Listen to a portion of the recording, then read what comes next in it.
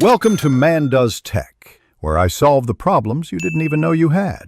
You'll start by verifying access and preparing files. Sign into Microsoft 365 and confirm Copilot or AI Builder is enabled. Make sure Office is updated and OneDrive syncing is active. Open a clean Excel table with headers and sample rows and create a simple PPT outline slide deck. Once done, save both to OneDrive and give the Excel table a defined name. This lets AI reference data directly. Now you're ready to run your first AI operation between Excel and PowerPoint. Next, connect AI to your workbook and design the export path. Use data types or AI Builder to standardize rows. Create lambda or formulas that return JSON-like records if needed. Open the Copilot pane in Excel and write explicit prompts. Request summaries, charts, or slide-ready bullets.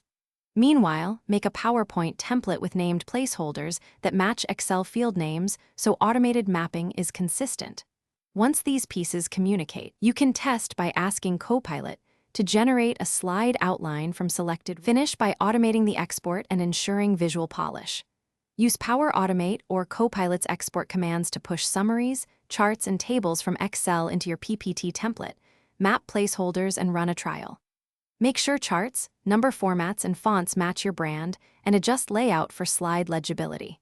If something breaks, check named ranges, OneDrive permissions, and any API or rate limits. Rerun with a smaller data subset.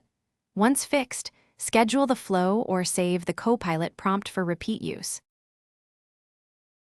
Thanks for watching. If you found this helpful, don't forget to like and subscribe.